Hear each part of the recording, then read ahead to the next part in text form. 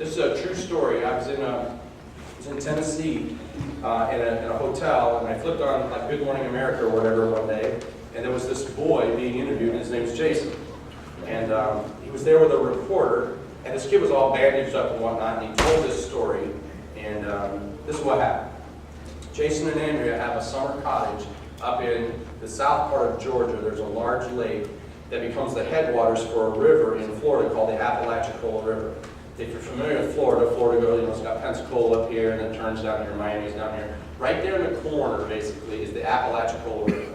And this headwaters of this lake, where this lake is, it's a spring-fed lake, and so it's very, very clear, especially for the southeast. The water is crystal clear. And so a lot of people like to go there to do lots of things in the summertime. And Jason and Andrea's parents had a cabin on this lake. And Jason was 12 and his sister was 9. And they went to spend a weekend there, or maybe it was a week, I'm not sure. But they're there, and one evening, Jason and his sister Andrea go out to go snorkeling. Okay, how many of you have been snorkeling? You know what I'm talking about, where you got the tube in your face and the mask on, right? And you swim around the pool and people plug up your snorkel and you can't breathe. You guys all know what I'm talking about. You've all done that to somebody, that's what's happening.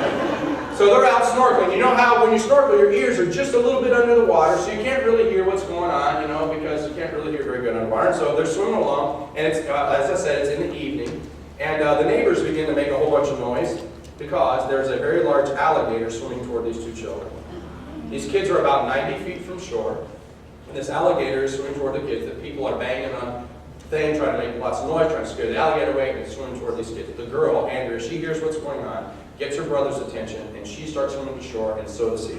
She makes it out of the water, and about 60 feet from shore, the alligator comes from underneath Jason and bites down on his head. Takes him to the bottom about 12 feet, not one time, not 2 times, 3 times. Takes him underwater. Nobody knows why. Gator lets go. Jason's swimming to shore. Gets about 30 feet from shore, and Mom, who sees what's going on, runs out into the water, gets about mid-thigh in the water, and reaches out and grabs her boy's wrists. At the same time, the alligator is chasing him and bites down on his right leg, breaking it. And the people who watched said, for the next couple of minutes, what happened was a tug of war between a 5-foot, 110-pound mother and an 11-foot, 450-pound alligator with a 12-year-old boy as the rope. And the gator would pull, and Mom would pull back. And the gator would pull, and Mom would pull back.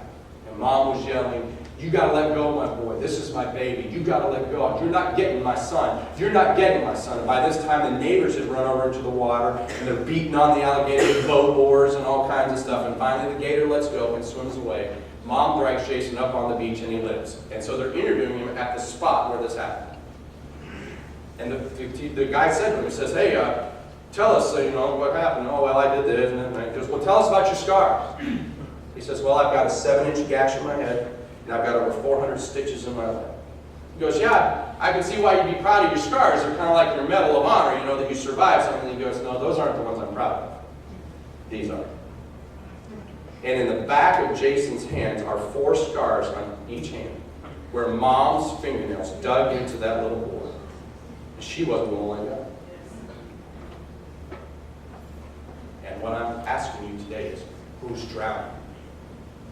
Who is drowning? Because your family is either in a situation like this or someday going to face a situation like this. You have sheep that are in your flock that are drowning, and you need to be bothered by that. And you need to care. You need to care that your neighbor's life is a mess. You need to care that your cousin or your nephew or your niece or your grandma or your grandma's grandma, you need to care that somebody's drowning and you are on watch.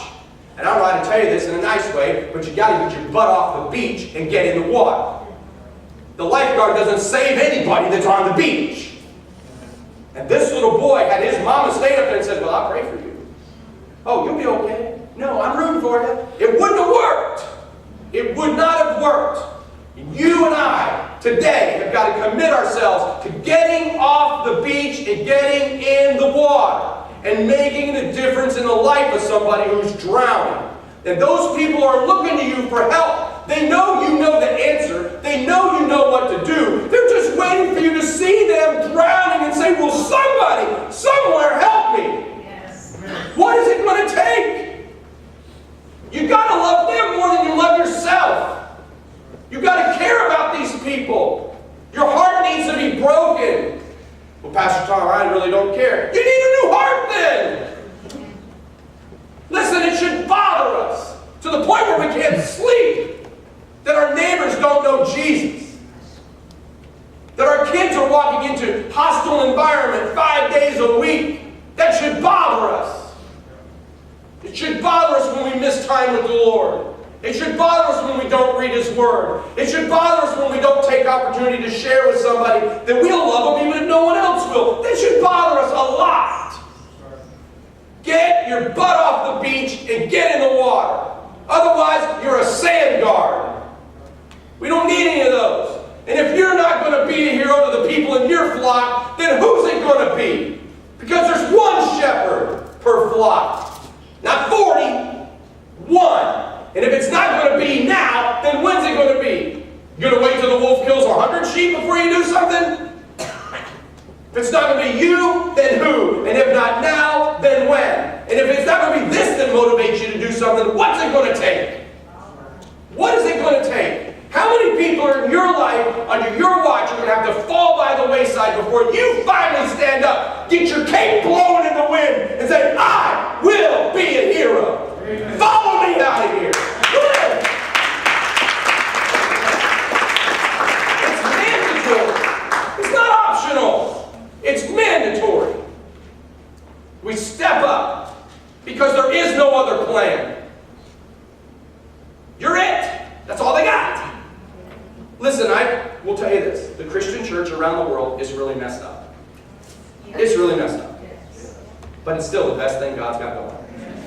Because there's no other plan. We're it. We're the body of Christ. We're the best thing going in East Orlando. We're not the best church.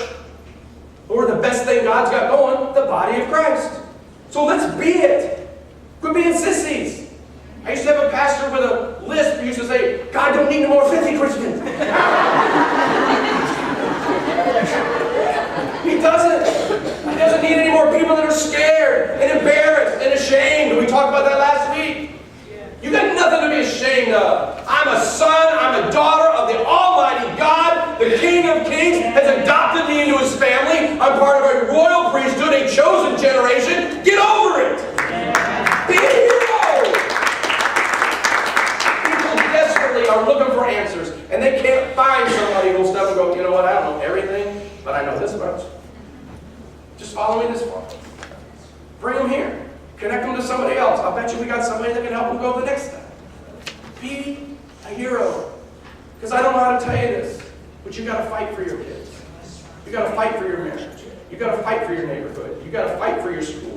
You got to fight for this town. We got to fight for Florida. We got to fight for the United States. We have to fight for the entire globe. Why? Because God has set up a kingdom, and there's a kingdom that doesn't like it, and there's a kingdom that's moving against it. And it's not people just jumping the fence that are kind of nice guys wearing, these masks. These are bad people. I don't say people. There's a movement. The thief comes to steal, kill, and destroy. That's it. That's it. You and I today have the opportunity to be a hero to somebody. That's part of being a kingdom thinker, is that it's not up to somebody else. It's up to me. God, in the next couple minutes, I would just ask that you would inspire us to think of ways that we could connect with people, that we could build relationships with people. Maybe there's somebody across the street or down the block or at school or at work, somebody that needs us today, tomorrow, soon, to demonstrate your grace. God, help us to take seriously the call to be like you, a shepherd who is always on guard, a shepherd who's always paying attention, always with the motivation of protecting and guiding and providing for the sheep. A shepherd who's willing to die to provide for those sheep.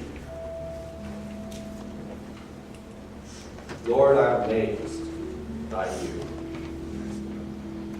How deep, how wide, and how great.